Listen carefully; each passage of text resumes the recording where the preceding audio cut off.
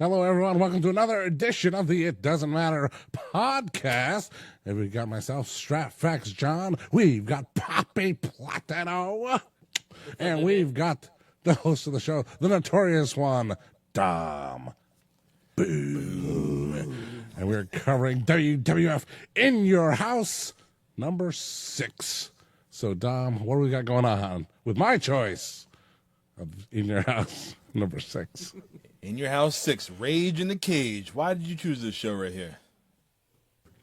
It was one of the early shows in my fandom of professional wrestling. So I don't think I've ever actually seen it. And after having just watched it over the past couple of days, no, I haven't.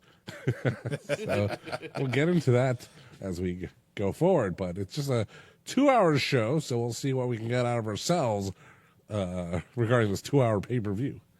All right. Well, the show takes place in Louisville, Kentucky, and it kicks off. We see Sunny on the beach, and she's in the bikini, and she's laying there, well, sitting up there looking all good. Not looking like that nowadays, but she says viewer discretion is advised. Yes, it is. I wonder why she said that. At the beginning of the Attitude Era in my pants. Attitude. You gotta say it. That's what she's saying in prison right now. Oh, Sonny? Sunny, She put it.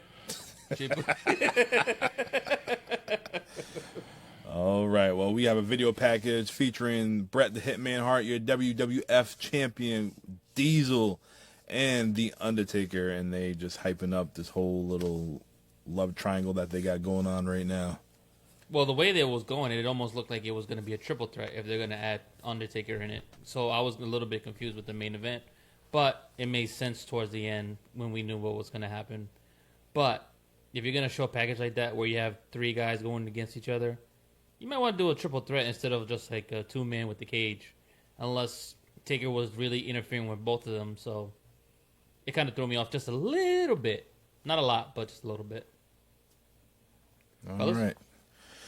Well, we got Vince McMahon and Jerry the King Lawler on commentary. In our first match, our opening match is a crybaby match. We have Razor Ramon taking on the 1-2-3 Kid with the $1 Million Man, Ted DiBiase, and the Kid. He comes out with a stroller and a bear that's dressed as Razor, and yeah.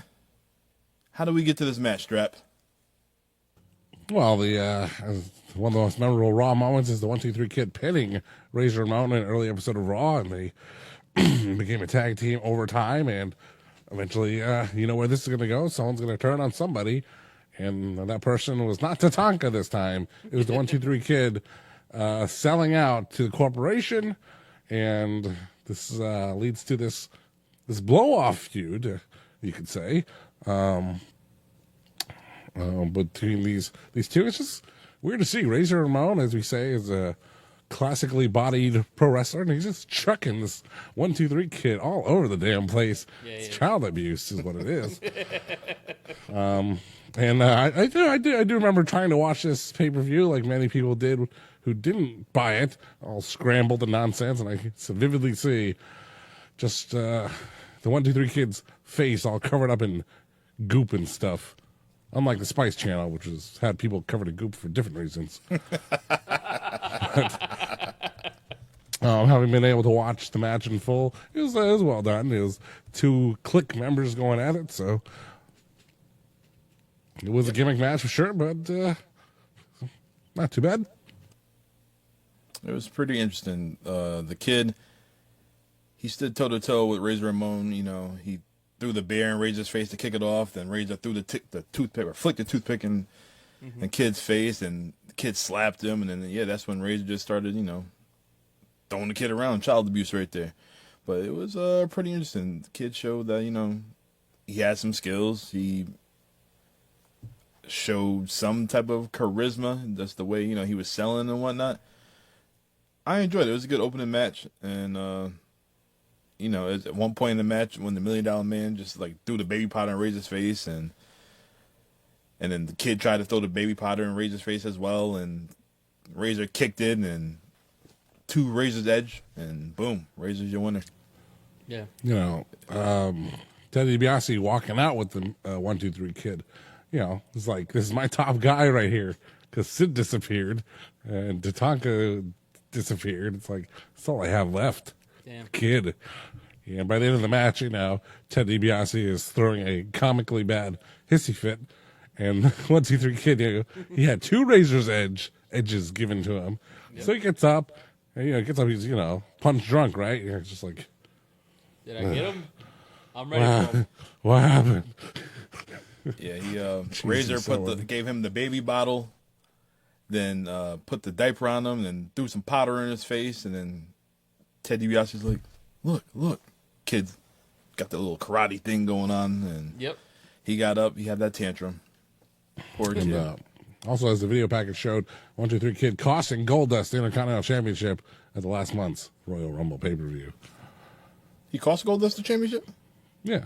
Okay, he had the belt. No, he later cost on. Razor the championship. Yeah. Oh, I'm about to say, yeah. Goldust had it earlier. Well, later on that night. Oh. Platinum, what do you think about this match right here? Once you said Razor Ramon, eyes wide open, sitting in the seat, I was like, all right, let's go here. And like you said, a lot of big man versus little man match. I wasn't expecting the baby face to be the big guy, though. Normally, Goliath is not the baby face, so it threw me off a little bit, but Razor being that cool character back in that days, I was all about it. I was like, yeah, that's that machismo, that's the dude, and he showed flashes that maybe if this whole steroid trial wasn't going on, I think maybe he could have been champion for a little bit. They gave it to Diesel, so maybe they probably would have gave it to Razor, but maybe Vince was trying to stay away from those big muscle-bound guys, even though at this time Razor was a lot thinner than his WCW days. But man, he had it all. He can talk, he can wrestle, and he had that vibe, man. He had the crowd in his hand. It's crazy to think that Razor leaves the company within the next few months. Yeah. Because he wasn't. We covered a lot about 1992 WWF, and Razor Ramon had the biggest push at that time. Vince was in love with this guy. So to see where he ended up, a couple of years later, at the time, and forever will be the only 4-time Intercontinental Champion, which is not true, but it's okay. And the only guy out of the clique to never be in the Royal Rumble. Yes. That's crazy. Yep. He's never been in the Rumble, and he Except never for will Rick be. Bogner. He don't count. He wasn't part of the clique. I said the Ray. Oh, yeah.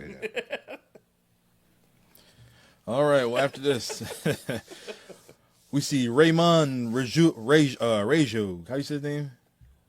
Rejo Raymond brother. You think he was Rougeau. Japanese? I know. Rejo. Ray Rougeau. Rougeau. Ray Ray Rougeau. Rougeau. Yeah.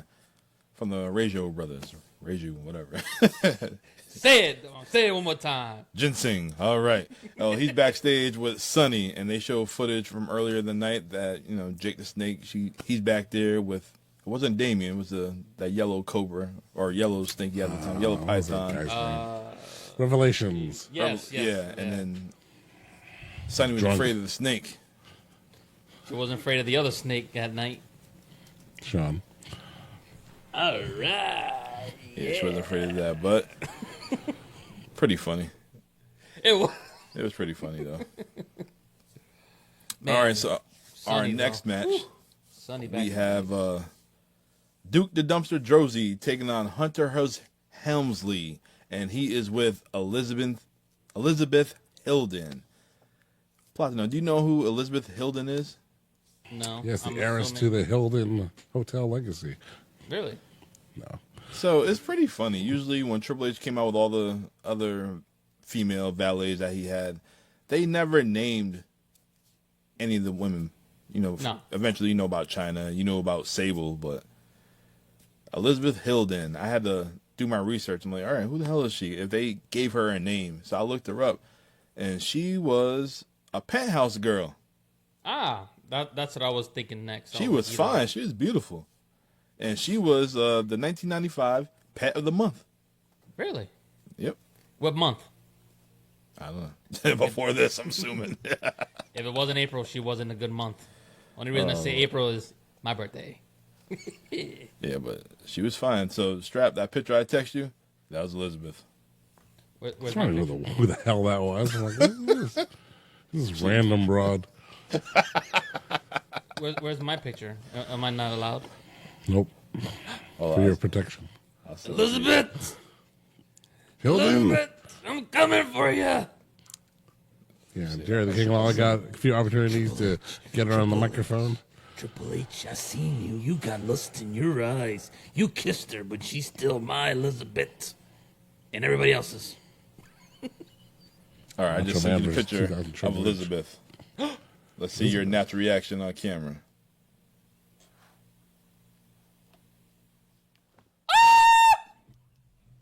That's how the king was. Elizabeth got my beeper vibrating. How you doing?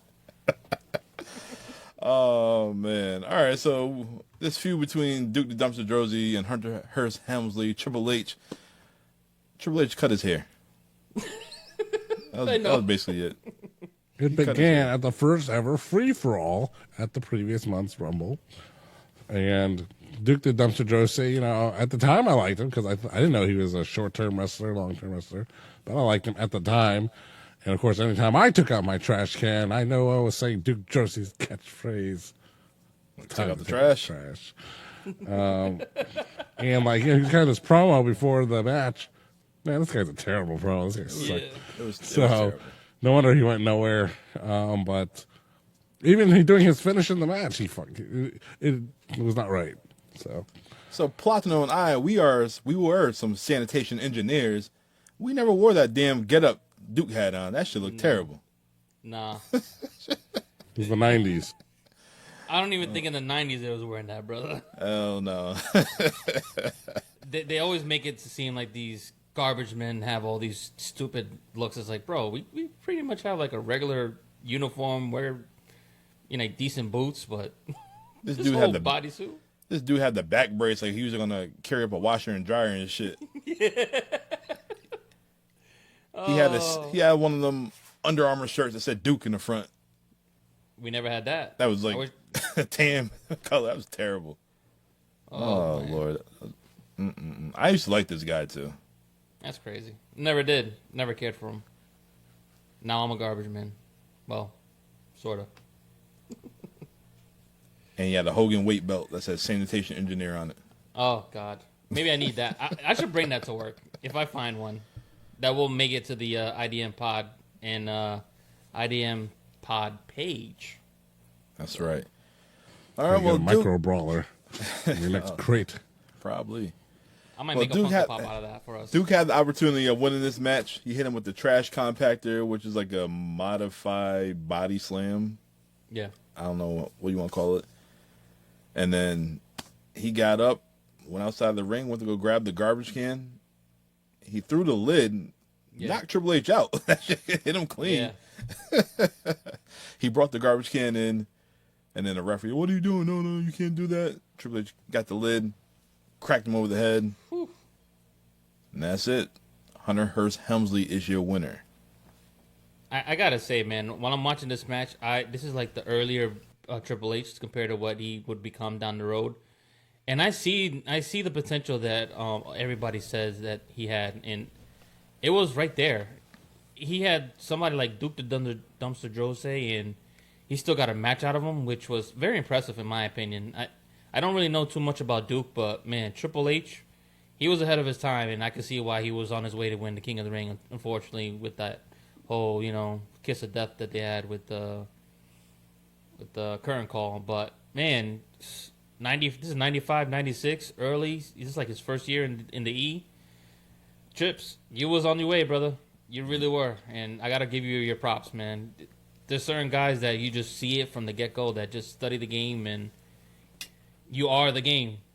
And to me, I never was a big fan of yours, but I gotta give it to you, brother. Respect. Ain't that right, Strap? Respect is spelled HHH. Not Hollywood, Hulk Hogan. Oh, sorry. I'm not going to do that again, brother.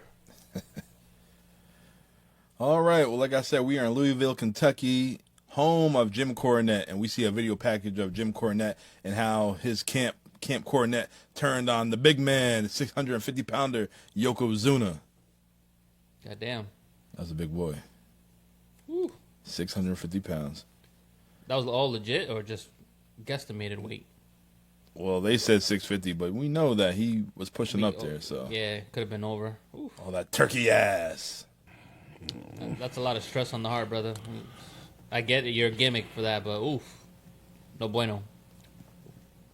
You know, like Yokozuna was never allowed to talk from Jim Cornette, yet somehow he learned the finest Bay Area ghetto English. So It was pretty decent. It was, yeah, it man, was I'll decent, fuck you up. basically. Yeah. Basically, just let him talk like it was Kendrick Lamar, basically. Oh, man. He cut a promo and he basically said that he's going to take that 650-pound weight and he's going to burn Camp Cornette to the ground. Why didn't they let him talk Nagasaki. more? Banzai! No, why didn't they let him talk? I mean, that promo was fairly decent enough. Yeah, it was fairly decent. To get him by. Like, I mean, I get it. Vince had his guys, and if you were a heel, he had Corny and Fuji and all these other fools. But, hey, if you can talk, especially like that, I mean, maybe he wasn't able to do it on a consistent basis. It was probably just testing the water, probably going to try and make him a baby face and see what happens. Man.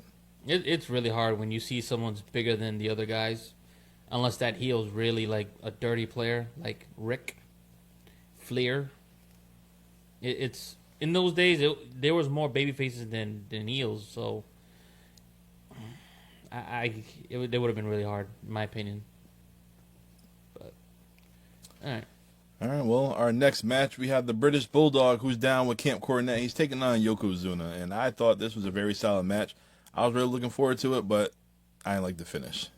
Neither. Corny got involved and started hitting Yoko with the tennis racket. Didn't even look like it phased them. No. John, what do you think about this match right here? It was something to look forward to, and it was interesting that, unfortunate that, the finish was not so great, but you're probably not going to get one at this time for these guys. But when Vader came in there, I was like, hey, look, it's Vader and the Bulldog. They headlined Super Brawl and a few other pay-per-views, Slamboree in WCW in 93. It's like, hey, I remember you. Yeah. One of those things. I thought that was amusing. But they just acted like they didn't know each other, so that's okay. But yeah, Camp Cornette was always tearing it up back then. And you're interesting to see, this is, Cornette's hometown, and he's got a guy for every match on the show, and then, but it's like he's not a main event talent. He's not he ain't Paul Heyman. He's not in the main event scene. Where would he be at WrestleMania 12? The opening match. His guys are all over the baby faces, yet his only match at WrestleMania was an opening 6-man tag. So, Wow. Jim Cornette, huh? He had another match with Vader. Not at WrestleMania. Vader was in that 6-man match Wait, what? They changed it up? in WrestleMania 12. Yeah. Did they Uh-oh. I gotta He's look. gonna ask Gemini. Nah, no gem. Who's Vader, Owen, and the Bulldog versus Yoko, Jake the Snake, and Ahmed Johnson. Ooh. Oh, okay. They made a 6-man tag because we'll get to it a little bit after, but yeah. Okay. Yeah, so you had all these main event heels, fighting Shawn Michaels later and here, and then their opening match fodder a month later. That's a terrible WrestleMania card. It was all based around the main event, brother. This is true. But I had a couple great ones in there. Diesel and Undertaker I thought was great. Yeah. The return of the Ultimate Warrior versus... and That shit was a minute and 39 seconds. the funniest is Jared Lawler's like, I hear he's got a big old pot belly, Vince. Oh boy. And he comes out, he's just still in shape as he always was. There was always rumors about that. Is that the real? Is that the real warrior? Or is that some fake warrior? I'm like, That's the real one, brother. That was the real one. That was Jim Hellwig. It's warrior to you, warrior. Not anymore. It's R.I.P. Dead. Yes. But, all right. Yoko wins by disqualification, but after the match, Vader comes out in the leather jacket and his whole getup on. I don't understand. And they Bulldog and Vader, they double team Yoko. They handcuff him. And they beat the hell out of him with a tennis racket. This is a long ass beatdown, too. It was. Can I skip this? I just want to know how big that jacket was. I'm like, holy crap, Vader! Like, what size is that? 5X? I think his son had it in Boy Meets World. So, they signed Vader out of WCW, but he still needed shoulder surgery. So, he came in, did the Rumble, messed up Gorilla Monsoon, and then he had some time off for surgery. So, he was back. This is 95, right? 96. 96? Yep. All right. Yeah, man, he ain't on your Nitro, brother. So it's funny. I was just thinking about the Nitro podcast because He ain't on it. the first, I think it was like the second episode, they was advertising him for War Games, and he's supposed to be on with Team Hogan, and then Vader? Vader was supposed to be on the War Games, and then Eric Bischoff on Monday night, Vader went AWOL. We don't know where he's at. And I had to look him up. Yeah, he got released or he quit, whatever. But typically Eric Fired. Bischoff. That's Wait, him. so he was over there for a little bit and then they kicked him out again? While Hogan was there, yep, he was there. He's supposed to be on that Hogan team with Sting and Savage. And then that's when he went against. That's when they got Luger in there in the mix. And then they signed Vader back, and then to Shawn, he didn't cut the mustard. He didn't cut the mustard, brother. Bueno. All right, but after this, we see a backstage segment. This was AOL days, American Online. We see Marlena looking beautiful with that Intercontinental Championship, and we see Goldust whispering in the ear of the guy typing whatever his thoughts were. Tom, I got Rick next to me. You like the way I talk? The way Rick is looking at your microphone, that's how Goldust was in that guy's ear. Just like that guy looks so uncomfortable. Oh, man. Goldie's got him, and then he's like this with the guy. Yes. Yes. Who is that? That Jay Briscoe? No, this is MJF. Why'd you look like the dude from what's that game? Jumanji. Oh, you're talking about the kid? The kid. when he tries to cheat? Yep. Oh Lord. Oh, boy. You're not going to get that interview now. You're about to get blasted on. Who, MJF? Yep. Fuck him. That's what he would say to us. That's true. It doesn't matter podcast? Ugh. It doesn't matter what I think about this either. Ugh. That's right, Uncle Phil. Break out Lucille. That's it. We should do a Goldust episode. Oh, that's been on my mind, brother. Because he might be... John, what would you say Goldust's best run is? Like his debut? Like that first year? Or him and Booker T? That was a good run, too. Or when he went, His best run was his first Dustin run Rhodes. as a heel. But I enjoyed him later on. With we got Legend Kid. his comeback in 2002 with Booker, that led to him and Booker T, and the other run with his brother, and even honorable mention with him and R-Truth. But yeah, That would definitely be pretty interesting to relive. Him and DDT Savio. on that one. And the crazy thing is, Savio was the one giving him the pointers on how to be androgynous. Because technically he was supposed to do this with Razor, and Razor was like, no way, Jose. I'm not getting away with that. You remember that photo? Mankind got the Mandible Claw and Undertaker, and Goldust is over Mankind with his tongue in his ear. Yeah. Oh man, Because wasn't Taker supposed to have a feud with Goldie for a little bit? he did. Oh man, did. Yeah, we might have to talk about this.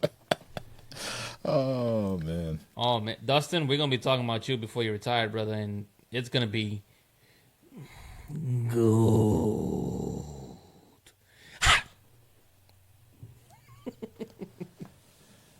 Talk about Terry too. Yeah. Let's talk about Tit. Terry Wrestling that made us. Tit. The Tit match. The Terry Invitational Tag Team. Well, the Terry. Yeah. Same tournament. Yeah, Terry Invitational Tournament. That was the Hardys and Edge and Christian. Was it Edge and Christian? Yeah, they were the finals. Terrible. Yeah. All right. Well, our next match, we have the Royal Rumble winner. We have the Heartbreak Kid, Shawn Michaels, and he's willing to put his number one contendership on the line against the King of Hearts, Owen Hart. And they showed a video package of how Shawn got beat up by 9 thugs, and then he got insecurity to from Owen Hart, and he got taken out, and he had a concussion, and he was out. And yeah, that's a first for WWE to bring out outside non-story stuff into the game. That caught me off guard looking back on that. I was like, what? 9 thugs running his mouth, and he got beat up. But John, I want to hear John's thoughts on those 9 thugs, those little toy soldiers that he couldn't handle because they had the battery going all day long. You know, when Shawn Michaels was beat up by those 11 Boy Scouts in Syracuse, all they wanted was money for their cookies. And Shawn, being a dickhead, was like, I don't want your cookies. I don't want those Thin Mints. I was watching something earlier. I don't want those Samoas. I was watching a promo from MVP earlier. He's like, y'all refer to us as thugs when we're really the N-word. He's like, oh, you ain't supposed to say that on TV. Maybe that's Vince thinking at the time. What? He said Maybe. that? Yeah, it was in TNA. Oh, my God. It was him, Low Key, and who's the other black dude they had? Eli Skipper? Nah, it's kind of No, like began with an N. Kenny King. Oh yeah, Kenny King. Yep, the King. Yep. Oh, wow. Kenny's face was like, oh. It's one of those like the Sherry in was it Oakland? Sherry, calm down, Sherry. She calmed him down. He was like, "It's okay, baby. You fuck up every now and then." All right, get us back on topic, brother. All right, well, this match right here is for your number one contendership. Shawn put it on the line, and you know they was pushing Shawn to the moon because Shawn had an entrance. He was on the rooftop of the house back in the day when In Your House had houses. Mm-hmm. And he was on top of the house, and he's dancing. That same move that he always does, still to this day. And you see some random rope. I'm like, how the hell are you going to do this? Next thing you know, he grabs the rope, he swings down, and he just jumps. I'm thinking, damn, that's a sprained ankle right there. That was kind of up there. Yep. I was thinking that, or his knee buckles, and then, there goes your main event. Yeah. That could have been like, I could hear Vince right now. Oh, yeah, look at him. Look at Shawn Michaels. Oh, no. The main event. I was thinking, you know how they always said that Vince always tries shit first? I would love to see behind-the-scenes footage of him doing that shit. You know, we got to see that. If they ever have any of that stuff, they got to show that. Man, you ain't going to find him no more. You see how they did with Gronk when he, the COVID WrestleMania? When Gronk jumped off what the hell did he jump off of? I forget. That Mania was so unforgettable. I didn't want to watch it. The Okerlund position. Oh yeah, Vince did it like nothing. Yeah, no, Vince tried out the WrestleMania 12 zip line. I saw that. So, Did he try the Owen Hart? Not that day. No, but you could tell that Shawn Michaels coming out. Like, Vince McMahon loved Shawn Michaels. I don't know who said it. Someone said it on some show. They're like, Vince obviously sees himself in some of his top superstars. Mm-hmm. And some more than others, but there was just some connection he had with Shawn where he just let him get away with everything, and he did. But yeah, Vince is just all over Shawn Michaels and gave him everything.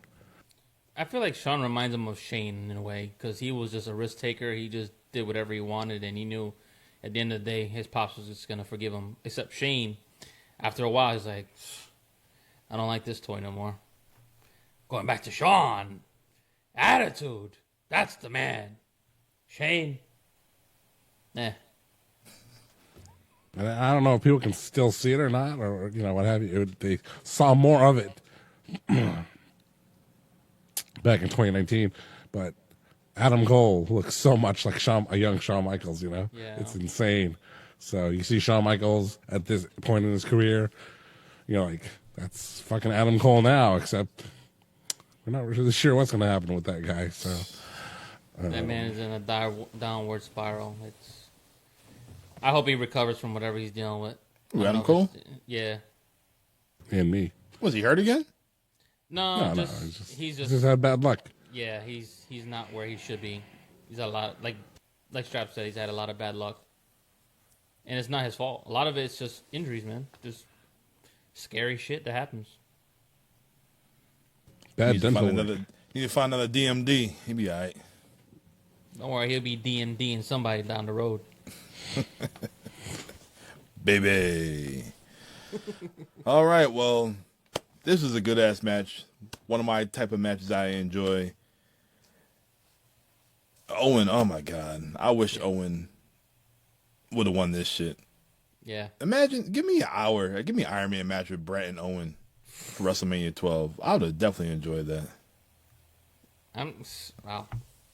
Yeah. You got me. You got me with that one. That would have been dope. Because, we seen them at WrestleMania 10. That was a good match. Then we seen them a few months later at SummerSlam, the cage match. Just, they could have added on to that rivalry. Does Vince pull the trigger, though? That was the thing. I never gave it much thought, even till today, to right now, about how, because this was the co-main event, of course, and how it's unrealistic to think that, okay, what else would have main evented but Shawn and Bret that year? Yeah. But yeah, you could have had Bret and Owen in a rematch for the title. You could have Diesel and Shawn as a rematch from the year prior. But I just think it was a foregone conclusion that it was going to be Bret and Shawn. But these other possibilities did exist, but I never thought about them until now. Yeah, I'm actually I'm thinking, like, with the Mania match that they would have, I'm surprised Owen had no, like... One-on-one? No, just no interference with that. He hated Bret so much that when he got to the overtime, I'd figure, Owen would be like, oh, yeah, my brother, and then screw him over, and then boom. Swing chin music, but I guess they wanted to have Shawn win it clean, so there was no controversy on that and make him a babyface at that time. But if they wanted to keep him as that flamboyant heel, that would have been a perfect way to do it, as they try to figure out how to end the match. Overtime, Owen interferes somehow, distracts Bret, super kick, 1, 2, 3. So, John, before we get back into the Shawn Michaels match, I'm looking at this WrestleMania 12 card right here. And when did Stone Cold make his debut in the WWF? I know he was the ringmaster, but when did it exactly? December. Is that 96? December 1995. Oh, so he's already in the business. So he's already in the company, but how come he's not on this In Your House card? I wasn't Al Snow. Yeah. Well, we were Savio Vega. It was only a 2-hour show, so he wasn't anybody at that time. He was nobody. But when did Warrior come back exactly? At WrestleMania 12. Oh, was it a surprise? Yeah. It was announced, but they hadn't seen him in 4 years at that time. The last I saw Warrior in WWF was the Mega Maniacs, Ultimate Maniacs or 92. whatever. Oh, yeah. No, I was just pretty curious just to see what the hell, how we got where. And let me see. All right, so we had a dark match before the show. It was Jake Roberts taking on Tatanka. Okay. Then after the show ended, they had Ahmed Johnson take on Isaac Yankem. They had a match after this? Yep. Wow. And then they also had the Godwins taking on the Body Donna, Skip and Zip. And then their final match of the night, they had an Intercontinental Championship match. The Undertaker won against Goldust. The Undertaker won the Intercontinental belt? Well, he probably won by DQ. Count out.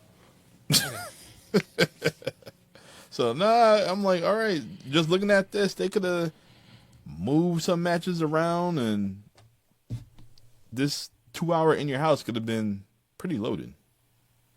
I mean, it was pretty loaded as it was. That was the gimmick of In Your House is 2 hours, $20. This is true. This is true. Not bad, though. I mean, it wasn't a bad card so far. In my opinion. The Survivor Series, the big pay-per-views, 3 hours. And before we get back to Shawn, has Taker ever won the IC title? Never. Never. Nope. Damn. Would have been nice. Neither has John. Yep. He'd probably get that. I don't think he wants it. Sheamus. Sheamus will get it. He will be the true ultimate warrior and champion. Yep. All right, well, Platinum, what do you think about this match right here between Shawn and Owen? Hey, these guys, man, when you said Owen, I was like, yep, another one of those guys that I love watching growing up. And another sign where Vince was just all about Shawn. But it went back and forth more than I thought it would have been. I figured maybe it'd be more Owen than Shawn. That way he can, like, work from underneath. But Shawn was just hot dogging and, like they said, the whole match, just, like, showing ass and being just... He was good, man. He was. Shawn was good. It was hard to deny it. He had it all, and he was ready to take over. But maybe because I'm more of a traditionalist with it, and I'm not, like, big into the characters at that time. I was more just, like, the wrestlers. That's why Bret was my favorite. But good back and forth, and I thought that Insecurity was going to make a big difference towards the end of the match, but then Shawn countered it, and he was able to work around it and got the win. So, great match, man. Great match. Two guys that can work, and I really wish Owen was still around, maybe even teaching somebody. He would make such a big impact right now. I was still, well, it can't happen, but I would have loved to see Owen Hart and Eddie Guerrero go at it. Oh, my God, bro. I would love to see that. Those two guys? Whew. That would have been good. Could you imagine the taxes the president would put on that match? Canada and Mexico. The tariffs. The tariffs. 25 each. Could have happened if Vince would have let my man go. Once Bret left and everybody else left, he could have went to WCW. You could have had that dream match. Who, Owen? Yeah. Well, Eddie was coming on. Oh, that's true. Not that time. He passed way before he got there. Shit. No, I'm saying after the screw job. Everybody left. Bulldog was gone. Neidhart was floating around somewhere. Mick Foley was pissed off. He came back. But they wouldn't let Owen go. They said, we got plans for you. Yeah, to screw you over. Yeah. But Strat, what do you think about Shawn Michaels and Owen Hart? It was a very good match, but watching it, I thought it felt kind of weird to me. It wasn't, the flow of the match was definitely not a match you'd get nowadays. That they gave them plenty of time as a co-main event, and Shawn just did what he wanted. He did a lot of, hot dogging, as Abel said, and I mean it's a Southern crowd, a Louisville crowd, and all those Southern style wrestling tactics working the crowd, working the front row, as it were. And especially with Jim Cornette there, it just worked, Yeah. But this is like pay-per-view. It's like, what is going on here? You don't work like this on pay-per-view, but they did, and it was a very long match, but it told a story. It told a great story, and sometimes we forget about that. And it's like, well, what's the story? Well, Shawn, he's still a little soft from that beat down and all that stuff. So you got to watch out for those 3 head kicks and ziguris that Owen Hart promised him. And he got one. He went for a 2, but that got countered by a super kick right on the chin. And another weird moment is Shawn. They have a standing side headlock. Man, Owen is just standing there. It's like, yep, he ain't doing nothing. That was a weird one, but it looked like it was like a house show thing that they do. Yeah, definitely house show style. And I would say that about the main event too, in a different sense. But even so, it was, you want to watch Shawn Michaels be a master at his craft, and he's doing his thing right here. And he's got a great partner with it, with Owen Hart. But Owen Hart let Shawn do his thing, but Owen Hart had a good couple spots in there with the flying gut wrench suplex.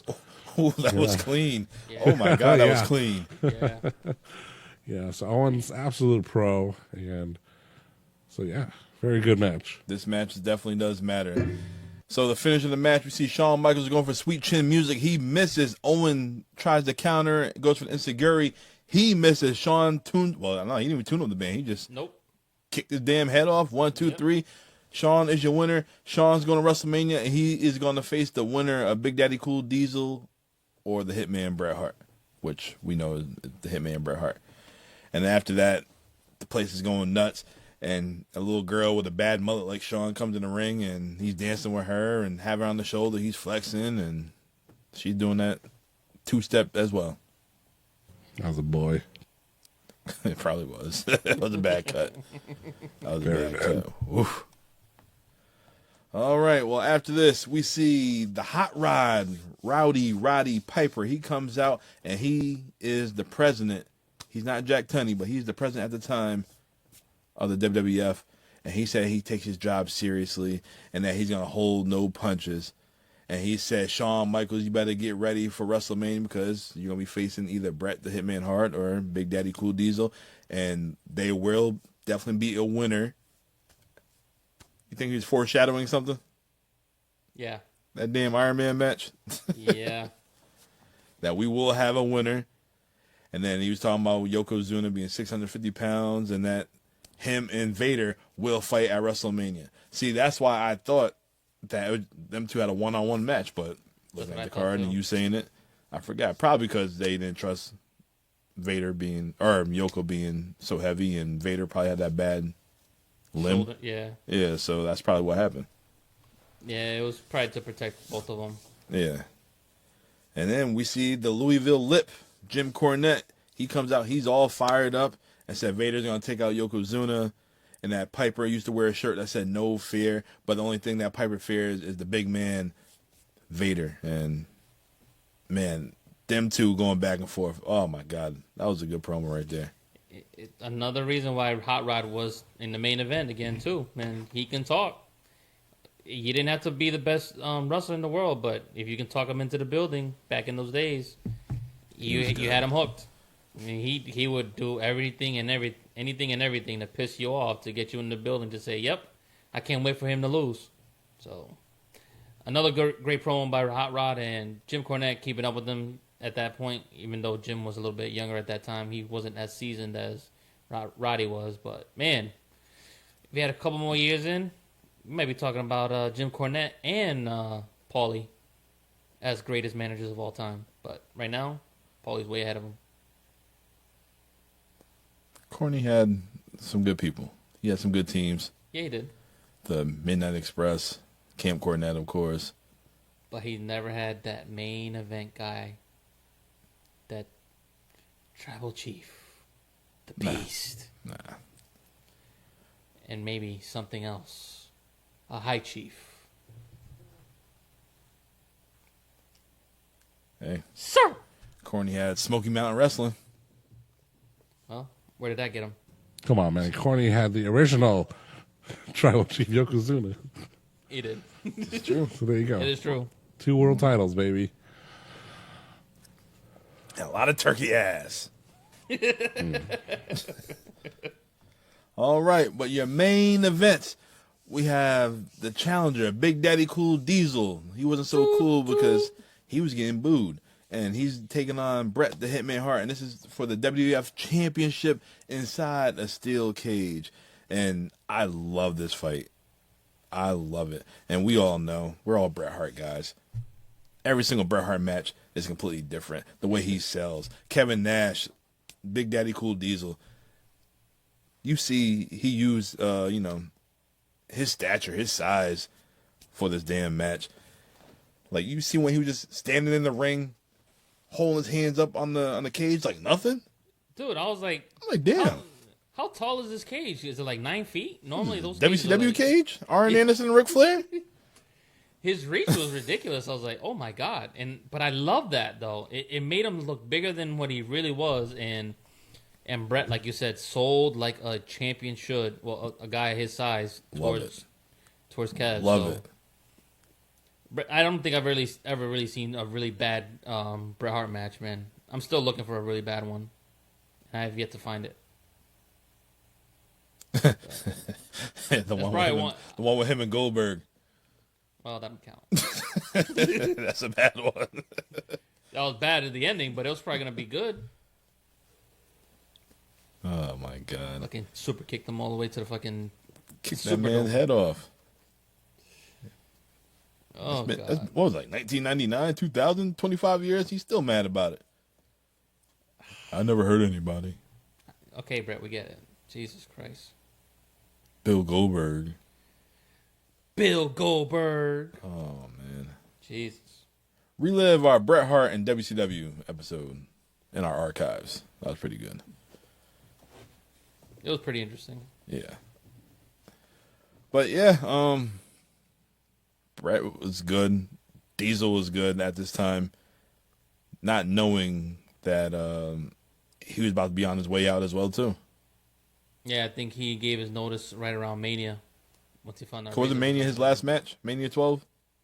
No. There was another pay-per-view, I think, with Sid after the pay-per-view on In Your House. And then the last match was, I think, at the Garden. The curtain call. That was it. I was thinking about this during this match. Kevin Nash leaving and all. Name the last time someone was a number one contender for the world title in February and April, skipping WrestleMania, than Kevin Nash. Because he did headline In Your House, Good Friends, Better Enemies against Shawn Michaels, Shawn and Diesel for the title. So Diesel lost this match. He lost to The Undertaker in Mania. And somehow he's back to being the number one contender in April. But that was understandable, because of real life situations. So, yep. Good Friends, Better Enemies was April 28th of 96. And then that house show in the Garden was May 19th. That was it. That was it. That was it for Kevin Nash. Yep. Oh, so he had like 3 more months left. Big props to him, though, finishing out his dates, though. Anybody goes, hey, I'm on my 90 days, screw it. Y'all don't need me. But to still go out there and make the money. And Vince was still willing to try to, negotiate till that last day. He had faith, but unfortunately, no guarantees. I guarantee I'm out. More money, less dates? Sign me up, brother. I don't care who you are, where you work at. If you do that and you don't take that, you're crazy. Mm-hmm. So what do you guys think about this match right here? Another classic, brother. Not a classic, but another great match with Bret and Diesel. And the ending made sense after that package now. Yes, earlier I mentioned that they had a video package between Bret Hart, Kevin Nash, Diesel, and The Undertaker. The finish of the match, we see Kevin Nash trying to escape the door. He's crawling. Bret, he's laid out. And all of a sudden, The Undertaker comes up from the bottom of the ring. He grabs Kevin Nash down. Bret, climbs out the ring. Bret wins. And then All you see is just smoke. Kevin Nash, he pops up from the hole. Gear all ripped up. Undertaker standing there, and Kevin Nash looked like he just seen the damn ghost. Yep. That was an epic finish right there. We won't know how, we won't know the magic to that match, but it is what it is. It was entertaining. I enjoyed it. Strap. Because you always appreciate the things Bret Hart does, chopping down the big tree, and they would do that from the opening bell. Bret is kicking Diesel's leg out of his leg, but then Nash is just like, I'm just gonna forearm you into, So Nash is doing the top game, and Bret's going for the low game. So that was nice. You can see his strategy. Even later on, Bret's still attacking the leg, so he could put on that side Russian leg sweep.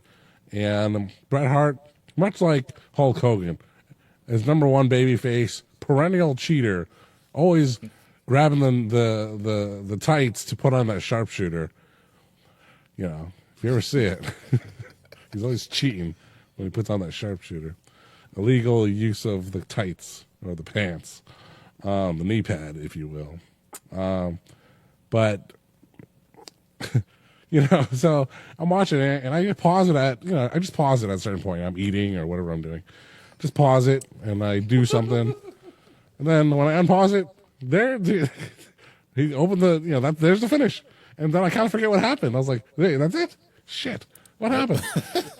Undertaker, pops out. And, yeah, that's a very memorable moment. And Diesel played a really nice, getting those acting chops in. And Diesel escaping the rape charges by the Undertaker. And an incredible scene. But you can imagine how Bret Hart felt behind the scenes. He's like, I'm just an interim champion. From A to B, from Diesel, from face to face, Diesel to Shawn. I was like, I don't matter. This title reign doesn't matter. And you can see how he feels that way because, Undertaker's doing that bit with him. Bret Hart just climbs the cage, gets out, gone. Yep. It's not about him anymore. Moving on. Yep. So, but poor Bret. This match matters. This show is a good choice, John. I think the whole show matters. Yeah, I think it was a great choice, John, especially the end. I did watch it in two parts. The pause from one day to the next was right before Shawn and Owen. So literally, you get the bottom of the card and the top of the card. It's kind of like the bottom of the card is like, why is building up to something? But it's just kind of like, all right. But the two main events really sealed the deal on the show. So it is a good show overall, and shows a good picture in time of early 1996, the most pivotal year in pro wrestling. One of them, anyway. That's right. Well, next week is Platino's Choice, and it's our final show in the month of February. We're going to take it back to 2001, No Way Out, and I'm going to go through the card right quick. In our opening match, we have the Big Show taking on Raven for the Hardcore Championship. That'll put butts in seats. Our next match, we have a fatal four-way for the Intercontinental Championship. We have Chris Jericho taking on Chris Benoit, taking on Eddie Guerrero, taking on X-Pac. Ooh. That'll be a good one. Okay. I don't think I've seen No Way Out 2001, so I'm looking forward to it. I don't remember this one. After this, we have Stephanie McMahon Helmsley taking on Trish Stratus. For the women's title? Nope. Really? Wow. Our next match, we have a 3 stages of hell match. The first fall is a singles match. The second fall is a street fight. And the third fall, if you make it, is a steel cage. We have the Game, Triple H, taking on Stone Cold Steve Austin. Whoa. That's not even our main event. No, that's a 39-minute match, though. That's fine. Goddamn. In our buffer match, we have Stevie Richards taking on Jerry Lawler. Jesus. We have a triple threat tag team tables match for the tag titles. We have the Dudley Boys, Bubba Ray and Devon, taking on the Brothers of Destruction, Undertaker and Kane, taking on Edge and Christian. Wow. This card is loaded.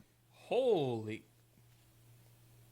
And your main event for the WWF Championship, we have the most electrifying man in all entertainment, The Rock, taking on the Olympic gold medalist, Kurt Angle.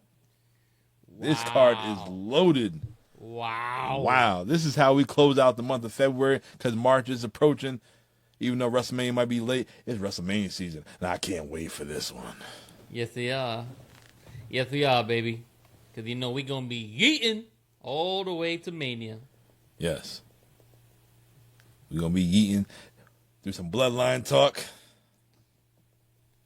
And maybe talk about the Ring General. Gunta. And the Tribal Chief, Roman Reigns. Yes. That guy. Can't wait. February's ending off hot. March is approaching. It's definitely going to be pretty good. Strap, shut us down.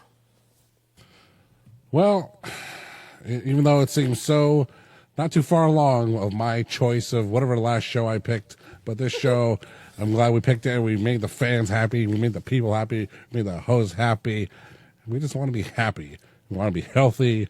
We want to be done with any bad voodoo, mama juju, all that bad stuff from the last month, last week, 3 weeks of having a cold, being able to talk, not talk. I do my best. I do what I can. And make sure you have a good Valentine's Day, because if you didn't, come join us on the IDM pod. We'll give you an even better after-holiday chocolates. Half off. But for myself, for Poppy Platino, and for the Notorious One, Dom, this is the It Doesn't Matter podcast, and we'll see you next time. Boom.